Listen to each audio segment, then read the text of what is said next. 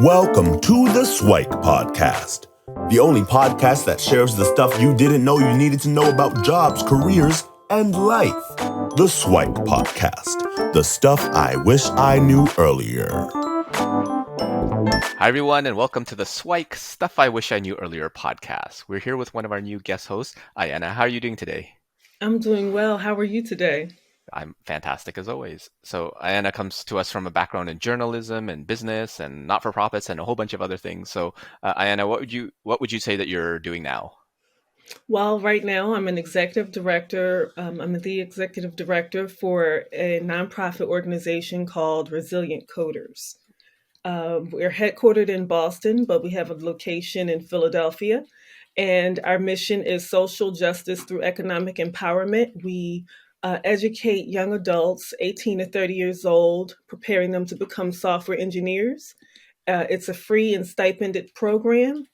And once they complete the 20-week boot camp, we help them get placed into jobs with an average salary of $94,000 a year. We love to work with low-income communities of color, and they're trained in general object-oriented programming principles, such as JavaScript, React, Node, HTML, CSS, and MongoDB. It's a wonderful job, wonderful mission, and a wonderful opportunity. For sure. Sounds amazing. And I'd love if we could kind of rewind and go back in time and figure out how we got there. But what was Ayanna like as a kid? What are some early childhood memories? What were you like growing up? I love this question. I was very, very loquacious. I Okay. did not stop asking questions. I was always busy doing something. My parents, they tried to keep up, and at times they would try to answer my questions, but sometimes my questions were more philosophical, like Hmm. how far is the moon from the sun, or how deep is the ocean? I just remember asking questions that now, in retrospect, as an adult, I can see why at times my grandmother and my parents would just say, "Can you just be quiet for a second?" And so I remember I think I was about 5 years old.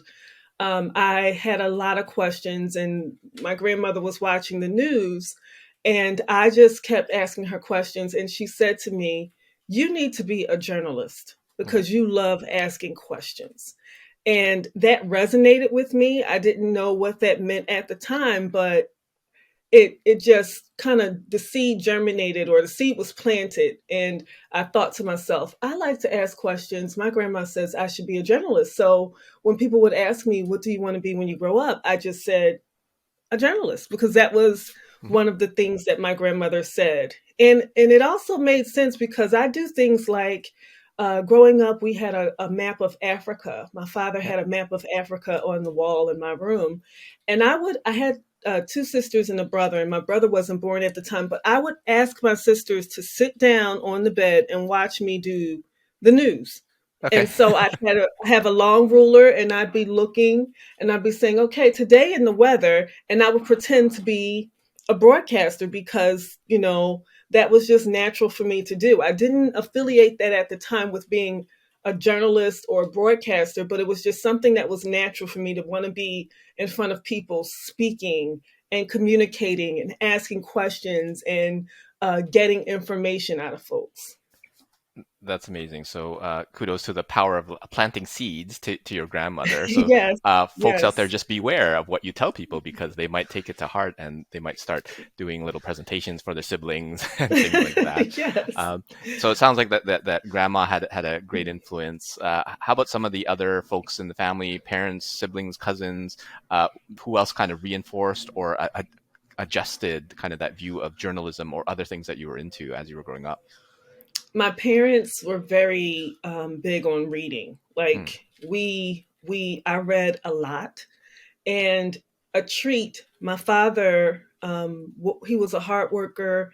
He worked in sanitation for the city of Philadelphia, and he would come home after working 12 hours, 14 hours, and his treat for us was to go to the library. Hmm. And all four of us, or the three girls at the time, my brother was too young, we thought it was like going to Chuck E. Cheese's today or Dave and Buster's or some like amusement park to go to the library. And when the library increased the book limit so we could take out 20 books a week, it was a gift. And Wow. we were so excited. And my father, like, I'd read all my books and then I'd come back and say, then my sisters, we would switch books and we would read each other's books. And then we would say, okay, Dad, can we go back? And it would be like 3 days later. He's like, listen, you have to slow down reading these books. So my parents were really, really instrumental in creating and cultivating that passion for learning and creativity and imagination. He would read the books to us. We would act the books out. So that gave me the idea that I could write. And so in fifth grade, we used to have these weekly readers, and I'm really aging myself. We used to have a weekly reader, and in the weekly reader you could buy things. And so I had money, and my mom said, well, you can choose what you want from your weekly reader. And I chose to buy a journal. And it was a little diary. It was so cute. It had a little lock on it. I remember it had multiple colors, crayons on it. And so all the colors of the rainbow was crayons, and they had the pages were gold leaf, and there was a little key that you could lock the journal. And I thought it was like the best gift in the world. And I committed to write in this journal every night as a fifth grader. So I started writing in my journal every night. And I say it was a habit that that followed me through college. Every night I write in a journal. So over here on my shelf, you can see all of my journals from I don't have the one, my mom has the ones from has the journals from elementary school and middle school, but I still have my teenage journals. I did not let those out of my sight, but I can go back and see, just who I was at that time and what I was writing about. My mom, one day she was going through papers and she started to look at my journals, and every day, every day I wrote about food. Today I Okay. ate this. I love today. My mom gave me $3 and I was able to go to Burger King. Last night we had this for dinner. Like every day, I talked about like the food that I had. So that just kind of leans into the fact that I love food. I love different, I love, great meals. I love great experiences. So I can follow who I was as a child through adolescence and young adulthood through my journals. And that just that was cultivated because my parents allowed me to read, allowed me to create, and told me that I was a good writer. And that led to my career in journalism. That's amazing. And I'm wondering if you could share maybe a couple of influential or memorable books that you read, obviously in your version of Chuck E. Cheese, trading 20 books a week or every 3 days. That's a huge, you probably went through the entire library, but is there any one or two that kind of stick out? And then also maybe one or two food experiences that you might have written about that come to mind. I'd love if you could share a little bit about those. Sure. So the first book, I still remember. I learned how to read when I was 3 going into 4. Okay. And I learned how to read using a book called People Read. It was a Okay. small book, and I still remember that book. It was called People Read. And I learned how to read. I wanted to prove to my mom I could read the book because I didn't want to take a nap. So that's Okay. one that I remember. I loved all of Judy Blume's books. Tales of a Fourth Grade Nothing was one of my favorites. Like I took it to my teacher and I said, can we read this? And she read it aloud to the class, and we would just sit in class as kids and just laugh aloud.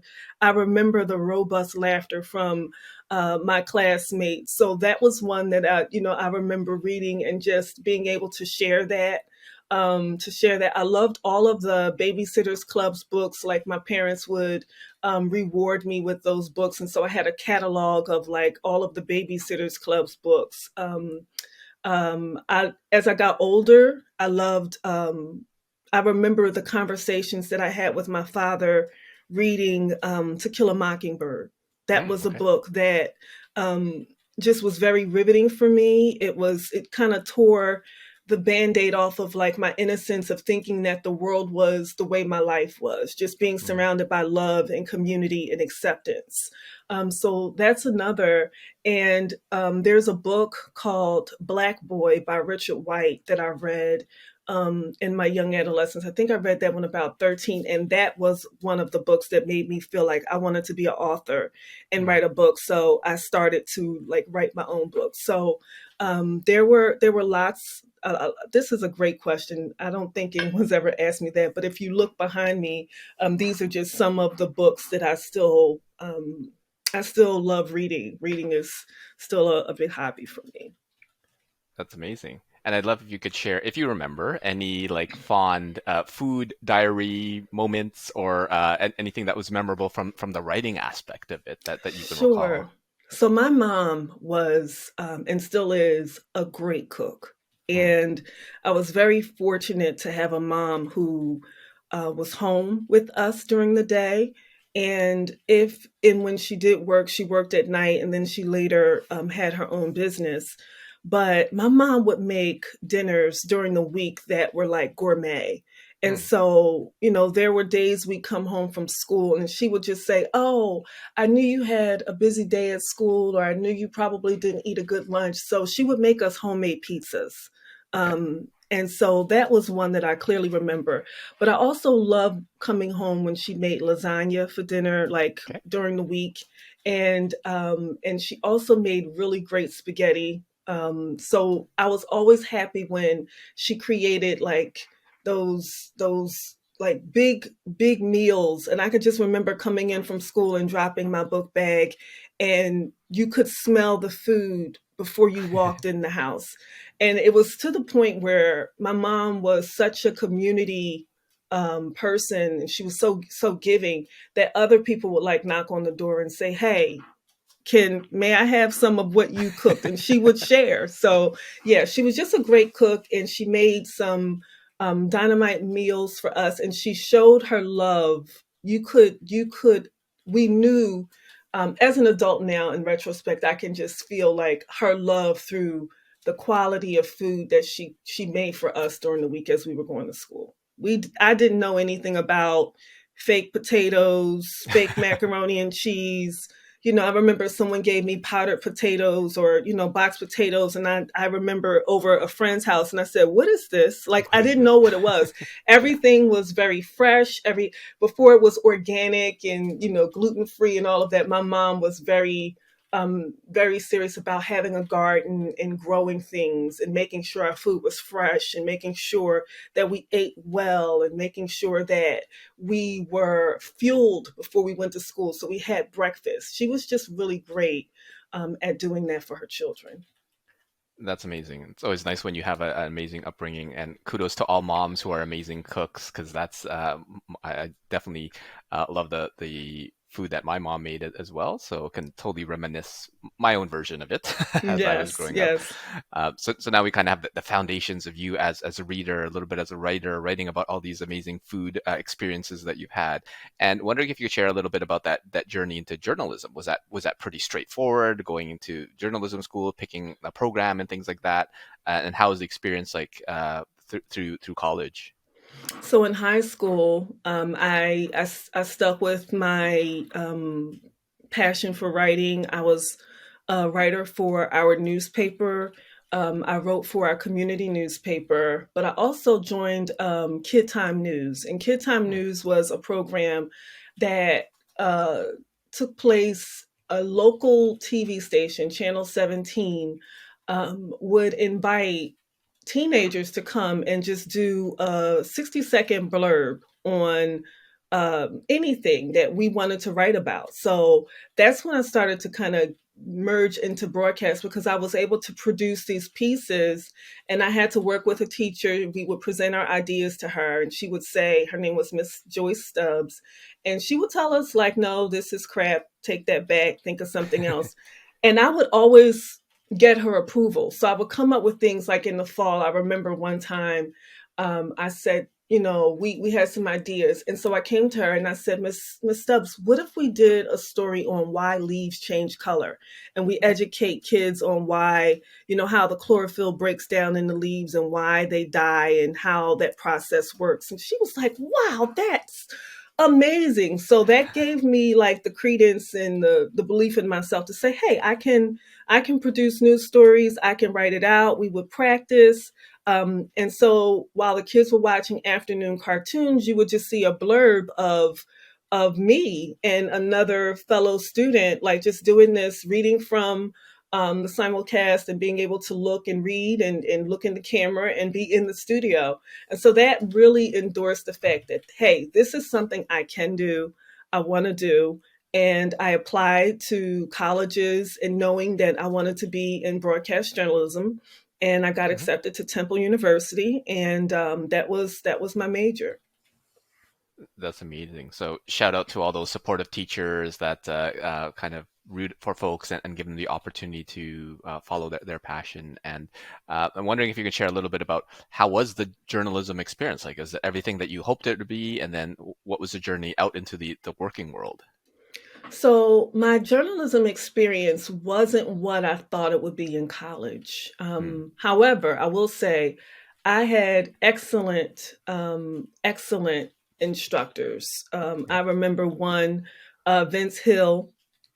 I'm still connected to Vince Hill. He was my first news writing instructor. And there was another, I can't remember the other professor's name, but he recommended me for an internship. But the internship wasn't at a newspaper. The internship was for the Philadelphia Convention and Visitors Bureau in the PR department. And here's where the monkey wrench is thrown into the story.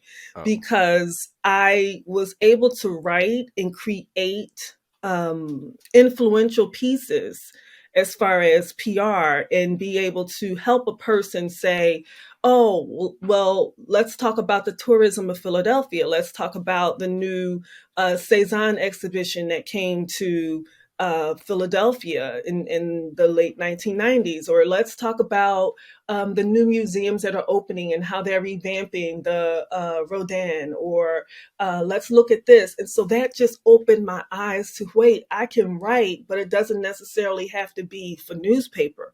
I can tell stories and I can influence how a person is receiving someone's image or receiving the image of a city.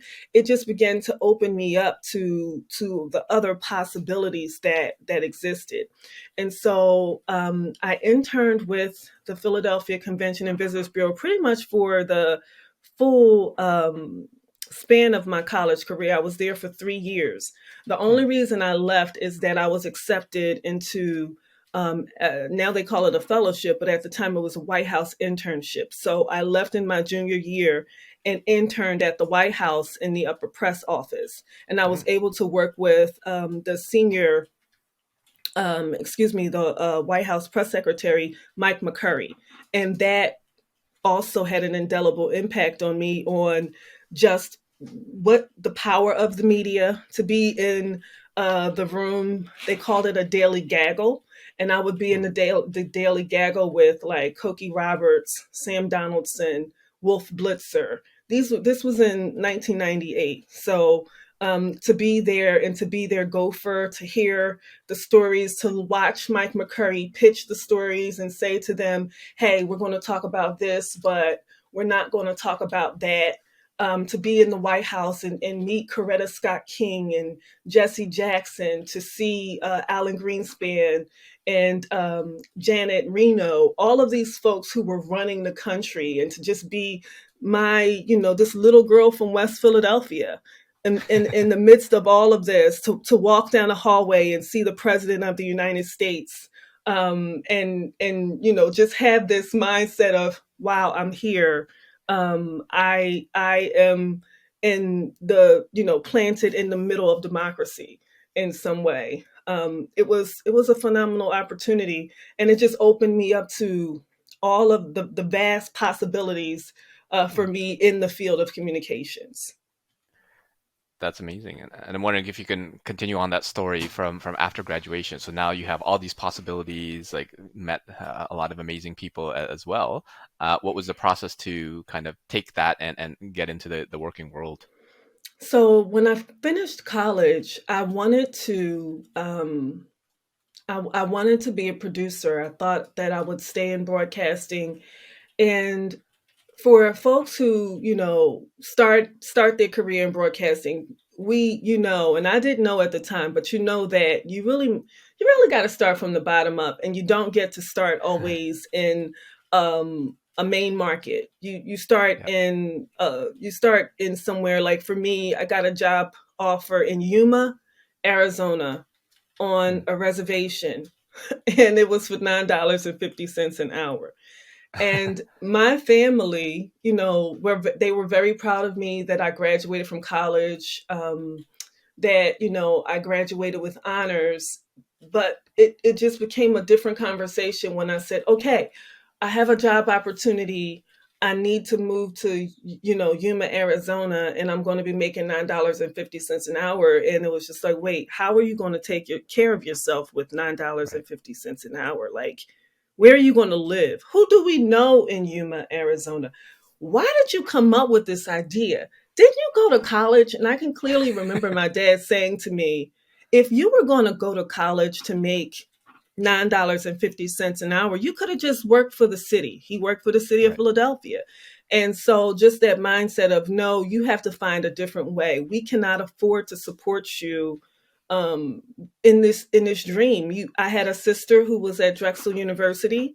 Her major was finance. I had another sister who was a year behind her, who was about to, graduate from high school and getting ready to matriculate through college. And then 2 years behind her, my brother is, he was on his way to Villanova University to be a CS major. So, it was like I didn't have the freedom to say, oh, well, I'll just go and just find myself. I needed to figure something out fast. Right. And so I graduated from college low income, having debt, having student loans. And, although I worked my way through school, I still I wasn't able to pay my debt down completely.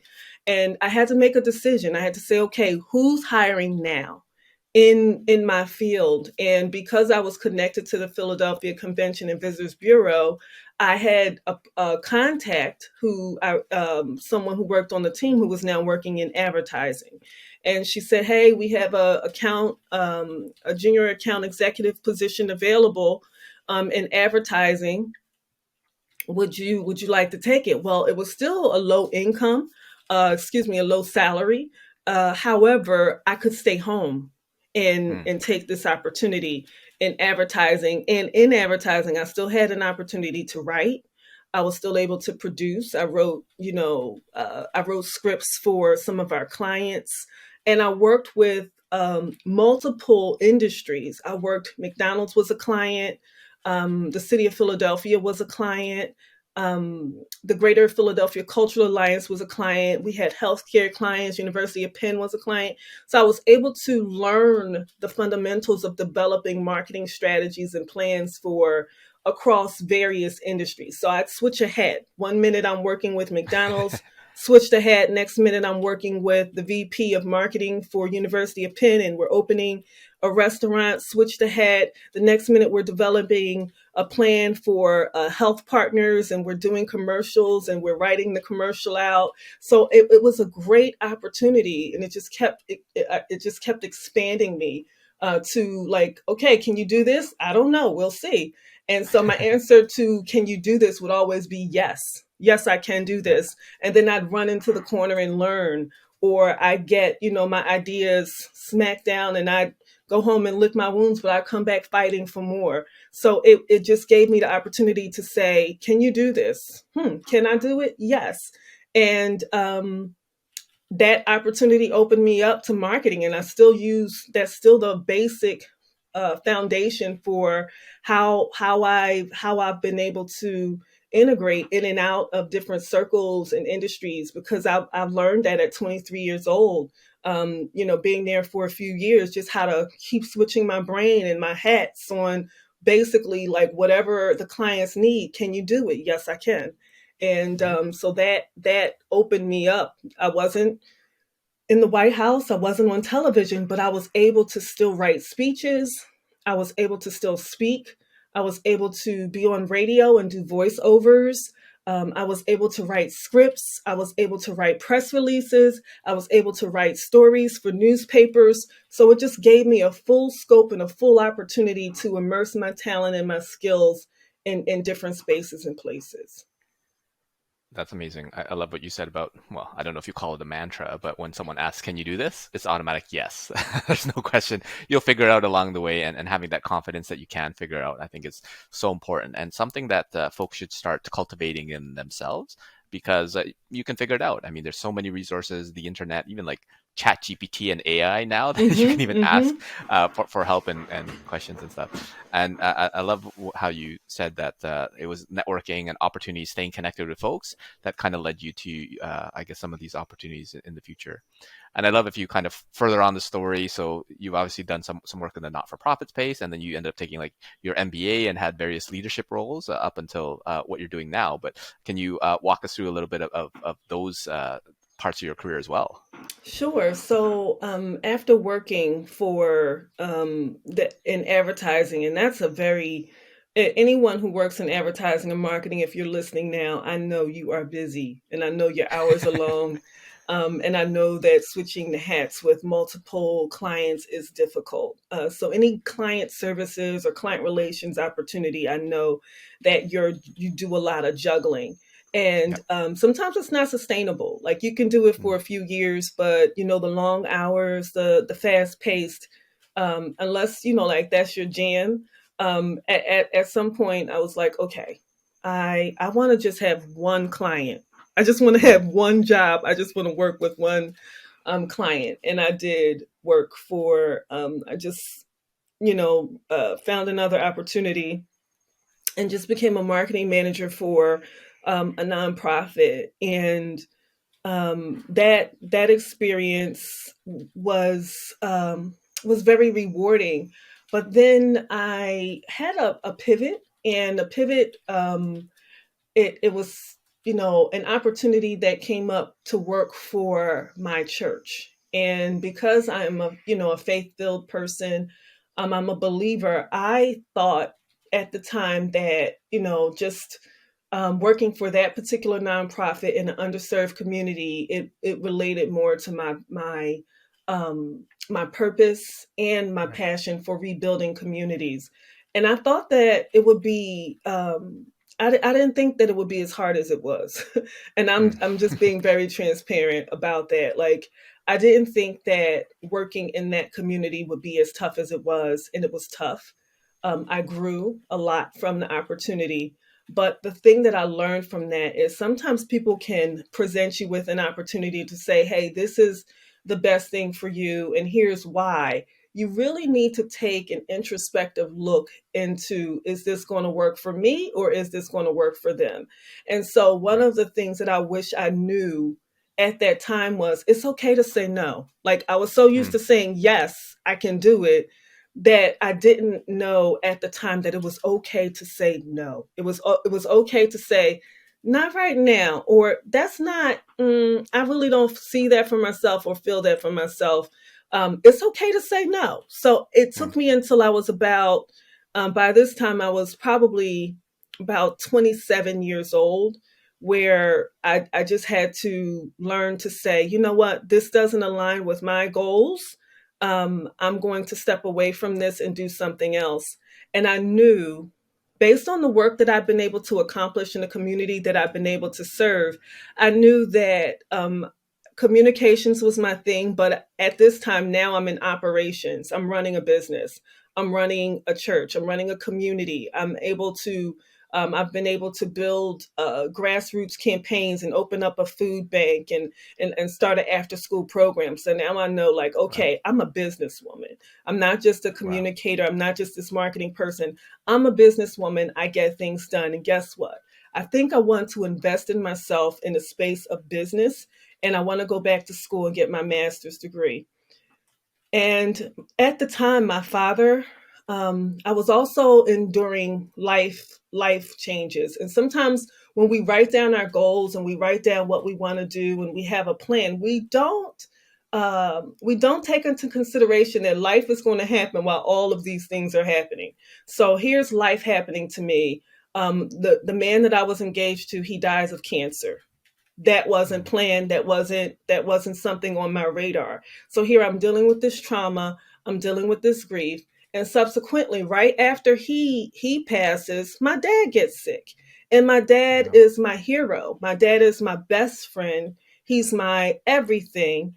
And then he dies. So I have two back-to-back losses of men who were so instrumental in my life that I felt like, what am I going to do now? And so I went back to my roots, and I thought the best way for me to keep my mind together is for me to immerse myself in learning, immerse myself in reading. And so I moved to Arizona because it was just beautiful. I had a great friend who lived there. I moved to Arizona to just take myself away from everybody and everything. I was tired of people looking at me and with sad eyes, like when you're grieving, people are like, they care about you, but I wanted to be able to move forward in a place where no one knew me. And I needed the beauty and the sanctity and the peace of Arizona. Moved there, got my master's degree in business, and worked ironically for the American Cancer Society, which was very healing because a lot of the people I got to work with were cancer survivors, had lost someone in their family due to cancer. And so I was able to be around people who were aiding in my healing and aiding in my development. And so I did that. I finished my master's, came back home. And when I went back to Arizona, I had my degree. I was so excited, looking forward to promotion and all of the possibilities. And I was laid off. Another piece of life that you don't expect to happen. So what am I going to do? Am I going to just, sit here? So I came home, came back to Philadelphia. And that's when a lot of opportunities in, just operations began to open for me. I started to work in my first management position where I was managing a team of people and realizing, wow, I have never managed people. I may need to work on my management skills. And I was telling one of my coachees last night, we were laughing, and there were some things that I would say to my team that would get me canceled today. So there were things that I would say like, just to say, hey, you can't wear this, or hey, you can't come to work like that. Those things wouldn't fly today. And so I'm so grateful for the mentors that I had. Get yourself a mentor if you don't have one. And the classes that I was able to take, just continuing to stay in classes, learning about constructive criticism, learning how to give, how to give feedback properly, how to win your team, how to lead instead of manage, how to be a great leader and to be someone that folks want to follow. Why do people want to follow you? Like, that was a question that one of our instructors asked, like, why would someone want to follow you? And it's a question I still ask myself. And so just continuing to develop in that space has allowed me to just become more empathetic with the people that I lead, as well as those now that I'm in this space who are, my age when I got started, and they're coming right out of college, to be able to say, okay, how can I be a champion for them? How can I be a sponsor for them? How can I be a mentor or a big sister to them, so that some of the things that I needed as a young professional, I can provide to them. So I want to become what I needed to the next generation. That's amazing. A lot of great information there. And I really like how you said that it's almost like the universe conspiring for you, where having that role at the American Cancer Society actually allowed you to heal a little bit, which I think was amazing. And then learning about kind of those management skills. I think I was chatting with someone yesterday where there's a stat there. Typical people have management or leadership positions when they're 36. And then they get trained on being a leader when they're 40. So there's like a bit of a disconnect in terms of like that learning. So it's great that you're able to find a mentor and things like that as well. And I love as we kind of wrap up the episode, you shared a lot of your SWIKE already, the stuff I wish I knew earlier. So things like, can you do this? Yes. Just answer that, or it's okay to say no, or getting a mentor. Are any of those ones that you'd want to elaborate a little bit more on, or any other ones that you'd want to add in terms of stuff that you'd want to share with the young Ayannas out there listening and are kind of listening and identifying with a lot of the things that you've done? What sort of SWIKE would you have for your younger self? To just wrap it up, there's a mantra that I go by now, and it's, if you don't have a vision for yourself, someone will always have a vision for you. And 9 times out of 10, it will benefit them. And so to my younger self, I would say, and to the younger Ayannas and to those who are listening who are early in their career, 1, you have to be teachable. And 2, you also have to have the confidence in yourself that you can do it. And so sometimes I waited for people to endorse me, to see the good in me, to see the value in me. But you have to see it in yourself. If you don't see it, someone else may see it, and they'll use that to their advantage. But take what you know about yourself, glean from, find your tribe, find the people who will pour into you, and use that to advance. Don't if the opportunity you had before it didn't work out, it's okay. Move forward, keep going. Don't give up, don't quit because it didn't work. Advance, persist, keep going. But I want you to find your tribe and find the folks that you can trust to build into you, so that as you're moving through your career, you are supported by people who really believe in you.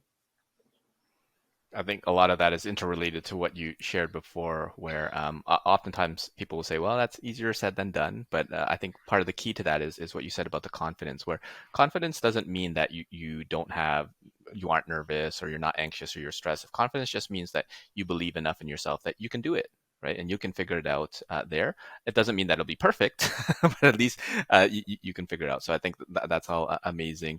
And again, taking that time, maybe even this weekend, to create that vision for yourself. Otherwise, someone will have that vision for you, I think is great words of wisdom. So for folks that want to connect with you, where might be the best place for them to reach out to? And then what are some of the future aspirations that we could look forward to hearing about in the future? Yes, I would love to connect. I'm on LinkedIn, Ayanna Lott-Pollard on LinkedIn. You can also find me on Instagram. You can find me. You can't find me on Twitter. So I have Twitter, but I just haven't been able to immerse myself in Twitter.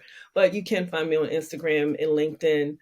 In the future, I am a coach to young adults and to emerging leaders. So in the future, you could find me at you can find me on my website, ayannalott.com. And lots of the information and sharing of my experience, and just imparting some of that wisdom. I'd love to have folks come meet me over there as well. That's amazing, and we'll definitely link to all those places in the show notes. And thank you so much, Ayanna, for sharing your story, all the way from journalism to making an impact, and all the trials and tribulations in between. And hopefully we'll have you back for a future episode. Well, thank you so much, Lukey. I really enjoyed this. I feel like it's been very therapeutic to just go back and think about that process and how I started, who I was, and who I am now, and just really be grateful for all the people who've helped me along the way. So thank you. No, my pleasure. Take care, and we'll chat soon. Take care. Thanks for joining us on the SWIKE Stuff I Wish I Knew Earlier, the podcast. If you like the podcast, please subscribe on iTunes, Stitcher, or wherever you found this podcast. And if you can give us a review, that would be very appreciated. Feel free to contact me on LinkedIn at Lukidanu, Lukidanu, and the same on most social media platforms. And I look forward to hearing from you. Thanks. Bye.